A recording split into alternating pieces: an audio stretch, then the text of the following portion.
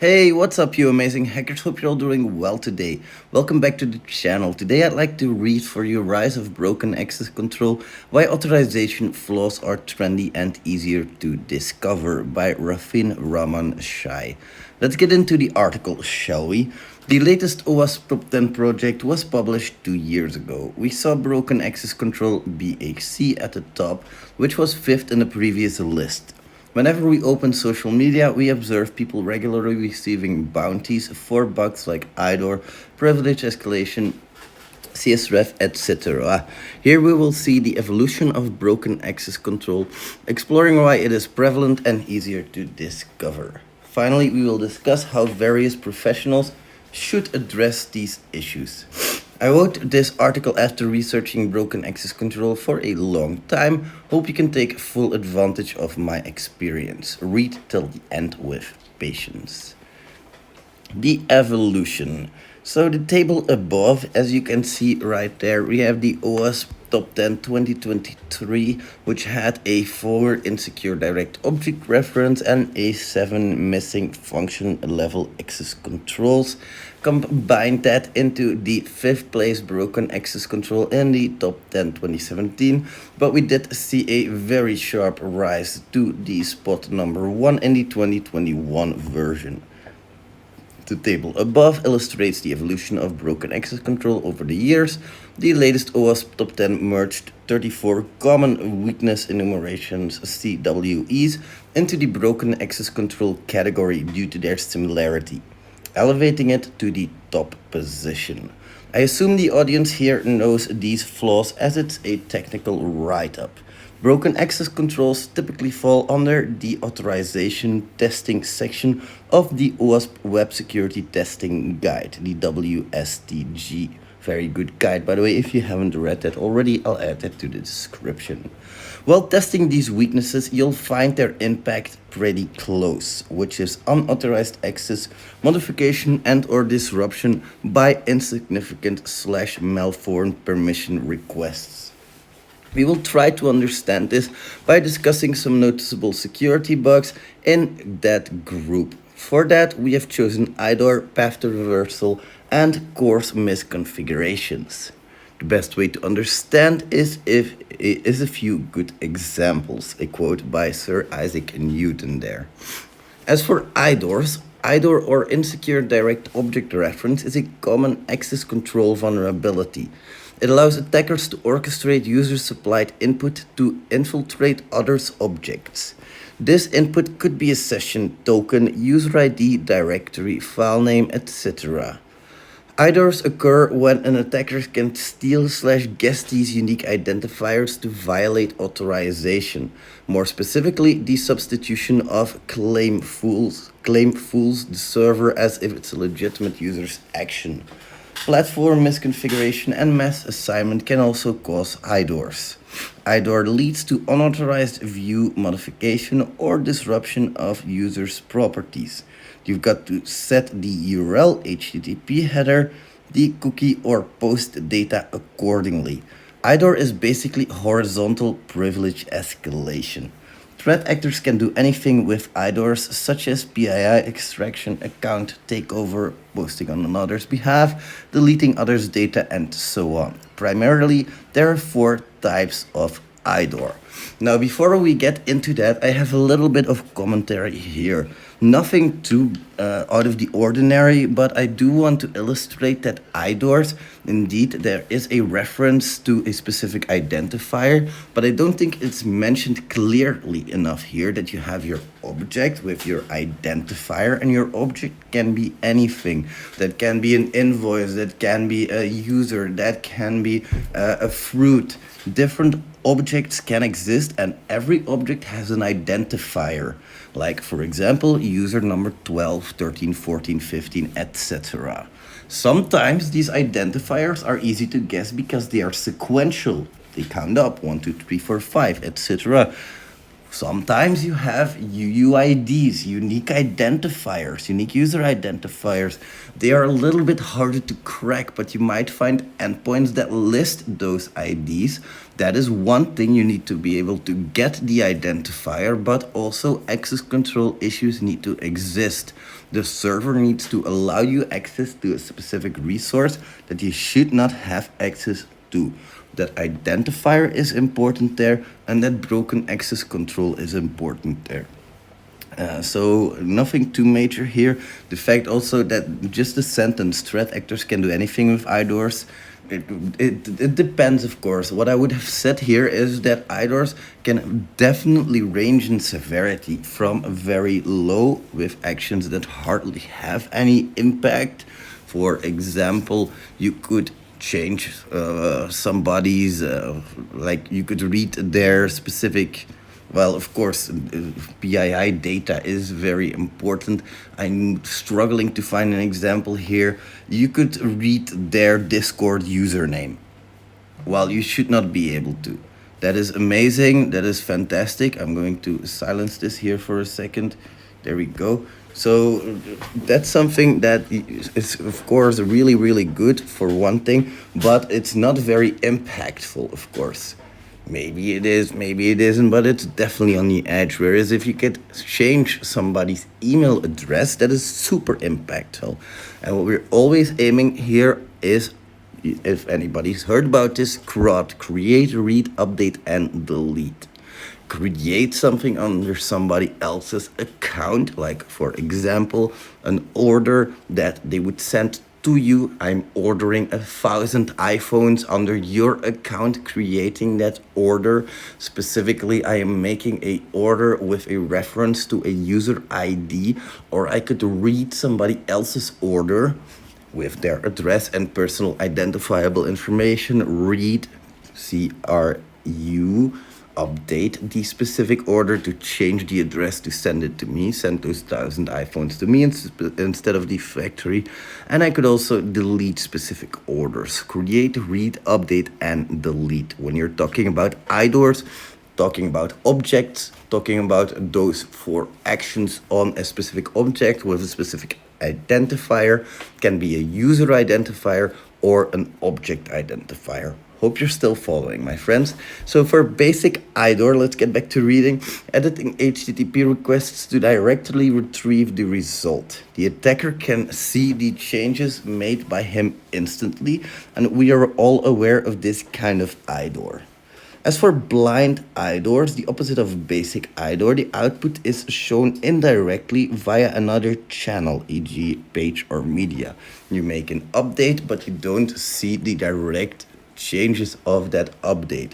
It would be, for example, you have a IDOR on an update, but then you don't have an IDOR when it says, okay, we've updated this is your new order. It just says, okay, you have an update on your order, and specifically for that order, when it tries to retrieve the information again, it says, you can get it because there's no IDOR there. But that is blind IDORs. You do not directly see the changes you make. Of course, you can play around with that a little bit. Second order IDORs, these are really important. As per my study, there are 2 occurrences of second order IDOR. In the first, the HTTP response message is contradictory. One part, typically the header portion, will show a negative or error sign, and the other part will show the desired result. The second one is a bit complex. Here the attacker needs to modify a request from the sequence. The attacker forges that request with the victim's identity to compromise his session. Detailed write-ups here. Well, that is a decent explanation. The way I always try to explain second order IDORs is when you try to make a change, the system verifies it is you trying to make a change and does not allow it on that specific object with that identifier. Yes, I'll repeat that to infinity. Then, on the other hand, I could upload a file that gets processed by the system which doesn't update. The system tries to do the update, gets verified, and gets let through. So a second order IDOR would be here, me making the system make that update, and then the system would get verified versus me, I would not get verified. That's how I try to explain second order IDORs. As for file-based IDOR, explicitly / massively being able to download people's files using target-specific DORs, predictable file name locations, and brute forcing with sequential file names / extensions are usual methods for it. A simple example here would be if you can make an export, you can download that export. Sometimes that export gets put into an S3 bucket. That's not really secured in that instance, and you can download everybody's data from that bucket if you just know their file names, which sometimes is predictable because it will say export 001, 002, etc. Well, you can guess that, of course. Or it can be you upload a file, user ID, something.txt, and you might be able to download everybody's files that way. As for course misconfiguration, course defines who, what, and how can access cross-origin resources from a web server. Here, who refers to the authorized subdomains and third-party site. What refers to the ability to view credentials, and how refers to the allowed request methods. Browsers determine these by observing the ACAO, ACAC, and ACAM headers respectively. Although there are many more course headers out there, I've mentioned the relevant ones. Course essentially provides API access to origins outside of the of the SOP through browsers. If these headers are poorly configured, an attacker can impersonate a victim. The workflow of course misconfiguration is described below. Assume the target website is siteofvictim.com and siteofhacker.com is the origin controlled by the attacker, and SOP stands for single origin policy, of course.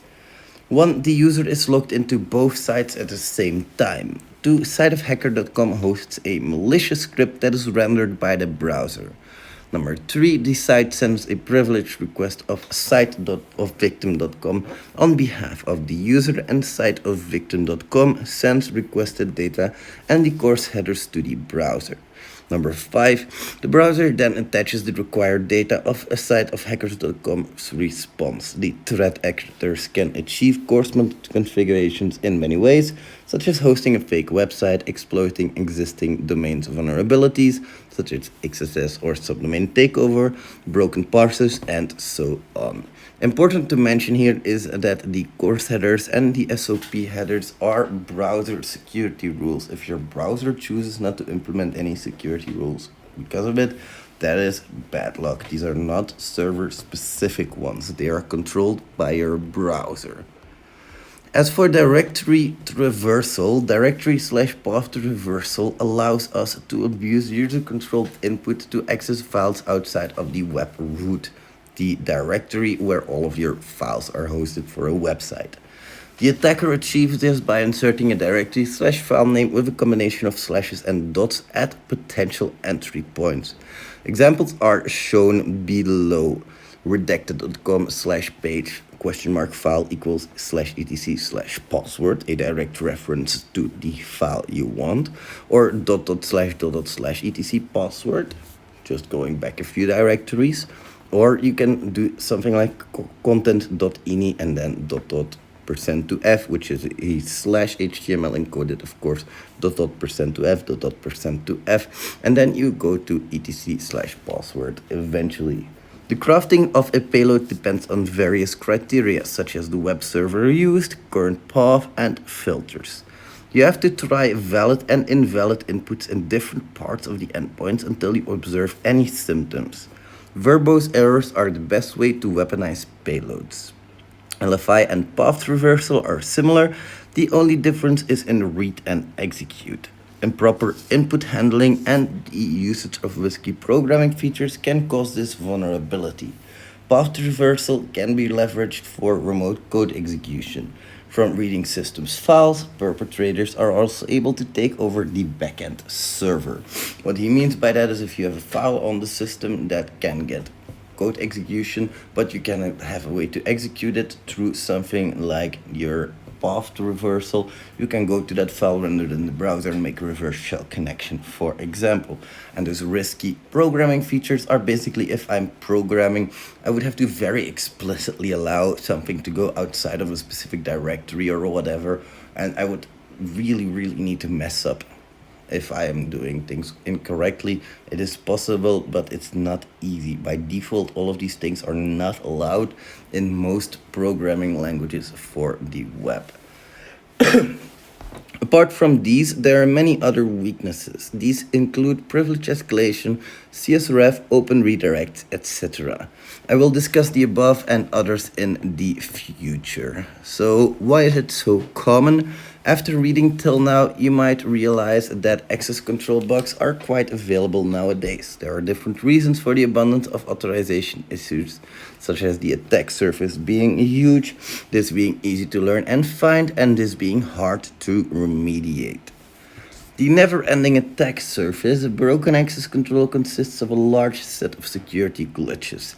Each issue also has categories and subcategories mentioned above, making its attack surface comparatively broader than other vulnerability sections. Other vulnerabilities typically have limited risk factors, like injections only occur when input fields are not validated against dangerous data. X6E takes place in XML-based applications.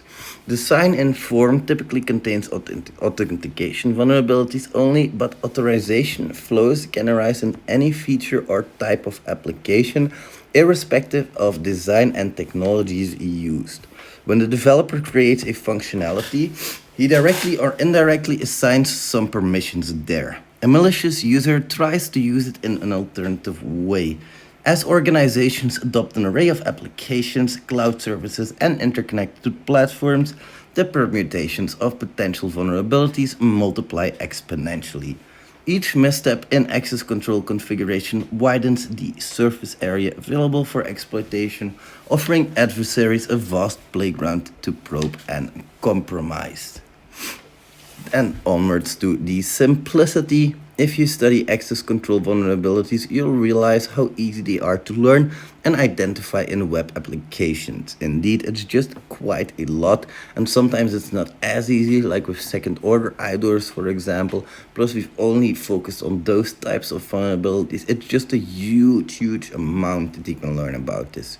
You don't need any in-depth technical knowledge. I don't really agree with that, because for some things you definitely do. I'd say almost any level of learner can learn to discover broken access controls by following some simple tutorials on the internet. Labs.hexpert.com if you're interested. We have IDOR and broken access control labs for your leisure. For now, just knowing the fundamentals of HTTP, HTML, and web technologies will be enough. I also found a couple of authorization flaws at the very beginning of my learning. Finding access control vulnerabilities doesn't require any heavy setup. Even you can spot them by using your browser or its developer tools. Especially simple IDORs, privilege escalations, get CSRF issues, and information disclosures via Google hacking. Learning any interception proxy, e.g. Burp Suite, OWASP-ZAP, or Fiddler will enable you to find numerous access control bugs. You can find all types of IDOR, parameter pollution, coarse configuration, path traversal, and CSRF this way. I'd suggest going with Burp Suite for its rich collection of extensions. There are also many assets discovery tools for attack surface expansion, such as GAU, Get Old URLs, GAU Plus, the Wayback URLs, Param Spider, Aryan, FUF, GoBuster, and DearBuster. These tools can find hidden endpoints where access controls are broken. As for the challenging remediation, as mentioned earlier, the attack surface of authorization hardly has limits, so we can't protect all endpoints despite desire, especially for applications with diverse user roles, intricate permission structures, and dynamic nature. Then it becomes difficult, time-consuming, and expensive to resolve access control related problems. As an application grows, it becomes more difficult to close authorization gaps. Sometimes a series of patches are circumvented by attackers, and that is why broken access control is a nightmare for many developers. As for the statistics, let's see the numbers, which will make our statements more solid. Although we've discussed the OWASP Top 10 project, now we will go through other stats. Let's observe both organizational and individual data. So as we can see in the above picture, the ranking and bounties for access control issues have been increased, which clearly means that broken access controls are extensively available. According to HackerOne, awards for improper access control increased 130% year over year to just over 4 million US dollars. Talking about statistics, SANS/CWE Top 20 software errors can't be ignored. It has highlighted 5 broken access controls in the last edition, where 2 major issues, CW862 missing authorization and 863 incorrect authorization, have been moved to a more upper position. Enough of the official data set though, it's time to look at what our community folks are doing, with Mr. Tux Racer here having the highest earning bug class being IDOR 22%, the highest single bounty 50k for SQL injection, etc. But then we come back to the bug class with most reports, IDORs 130 bugs, so very nice. Then we have somebody here saying, congratulations Imran brother for your great achievements. What was the vulnerability that you reported most in 39? Being, thank you, most bugs are IDOR, improper access control, CSRF, privilege escalation, and XSS. And which one is the most reported bug in the year 2021? Not listed in the choices, comment below, being access control and logical bugs with 136 votes, having 43.4%. It seems that most offensive security professionals are overwhelmed with access control flaws, and now we know the reason behind that. So what should you do? By you, I mean anyone who is reading the article. She can be a developer, administrator, DevOps engineer, security analyst, security architect, penetration tester, auditor, bug bounty hunter, or anyone who is working with a web-based client or organization. Add to that APIs, by the way, because there's a lot of broken access control there. Holy crap. So as a whole, I wrote about 2 generic groups, because some tasks can overlap between each roles from the particular groups, for I hope you're vigilant enough to understand it. For the testers, read documentations to understand access management, technical specifications, and test cases, especially from user documentations, QAs, and RFCs. Create multiple accounts with different user roles, for instance user A, user B, admin C, and moderator D. It will enable you to test all kinds of privilege escalations.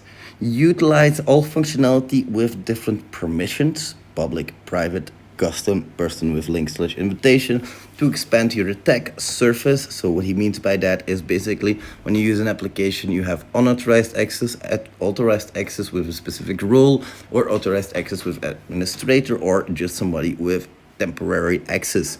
All of these roles should be tested, and the more roles you can assume within your application, the bigger your attack surface can be. Set up your tools, e.g. proxy, browser, word list scripts, accordingly for assessment purposes. Customize your own checklists for testing, and in black box testing, inspect and modify traffic, match and replace, macro. Extensions for testing authorizations are required, such as Burp Suite and OAuth Zap, having all the features required. In white box testing, using a static analysis tool followed by code review guide, the methodology must comply with all of the application's context to avoid invalid results. SEMGRAP is comparatively effective here. Now, the next part in white box testing uses static analysis tool following code review guides. The methodology must comply with the application's context to avoid invalid requests and results. SEMGRAP here is a comparatively effective tool. Find sensitive/hidden endpoints from source code, JavaScript enumeration, crawling, parameter discovery, APIs, GitHub, Google hacking, Wayback Machine, fuzzing, etc. This way you can obtain unprotected functionality, secret IDs, tokens, confidentiality files, etc. Plenty of techniques/toolings are available to simplify all of the above.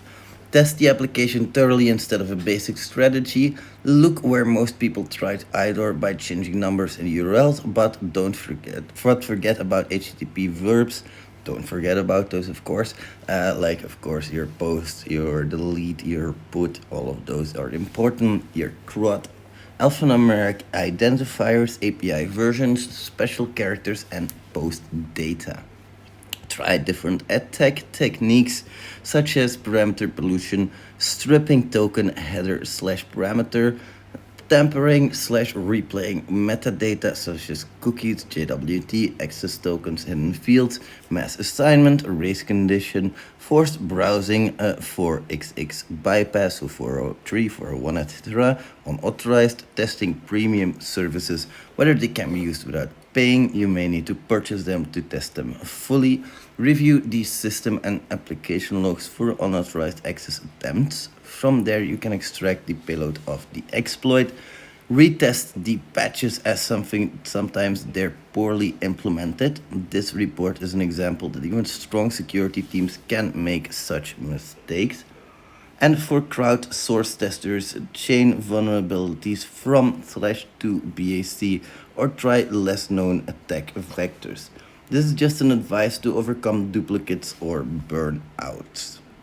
As for developers, implement access control matrix to map roles or dedicated resource functions. Ensure that the language/framework you use follows effective security practices against authorization vulnerabilities. Never rely on security by obscurity. Assign secure session IDs, which must be unique, unguessable, secret, and dynamic. Do authorization checks on each request. Enforce re-authentication on sensitive actions. Avoid client-side control enforcement, implement access control model based on compliance requirements and business needs. There are several methods to prevent either, such as avoiding direct object references using GUIDs, of n/of z checks and input sanitizations. The security of modern apps is aligned with business rules such as nobody can edit a shopping cart after payment, locked contents shouldn't be used without unlocking, and functions should be restricted after policy violation/access revocation. So developers should apply access control on each layer or step. A common way to handle that is to implement a security factory there. Limit cores to block requests from malicious origins. Rate limit API endpoints to prevent automated requests. Some actions are limited to a certain time frame or a certain number of attempts, like 30-day restrictions, promo code with 90 enrollments, a voucher with 1 month subscriptions, 5 downloads a day, etc. Proper server-side validation and session management can eliminate the toku business logic flaws related to them. Enforce the principle of least privilege. Deny by default everything except public contents. Disable web server directory listing and ensure the root directory doesn't contain sensitive files. Enforce logging and monitoring of access control failures. Disable client-side caching of sensitive data. Use a central application-wide interface to regulate access controls. Regularly audit and test access controls to check their effectiveness. So that's all for today. This article provides a comprehensive guide and motivation for identifying access control bugs. These can be discovered and exploited in many ways. Some test cases are simple and some are complicated. I promise to discuss all of them in the future. Stay tuned for more insightful articles. Really love to see this, of course. As you can see here, I think that this is a very smart, amazing hacker, but some of the problems arise when these things, for us, they seem simple, but for the public, they aren't always that simple. You can already tell that we need a 30-minute video to explain quite a lot, and we haven't even touched on anything practical yet. We haven't even shown you things yet. The problem that Rafin has in this article a little bit, and this is just some feedback of mine, this is an amazing article, don't get me wrong, but it's not detailed enough to a degree. It assumes that people know too much sometimes. I think it would have more success if more things were explained. But anyway, already an amazing article, because I know that if you write these articles and make them too long, people just they fuck off. They don't care anymore. So good job condensating all of this stuff here. Jesus. If you haven't already, please don't forget to like the video, subscribe, and I'll see you in the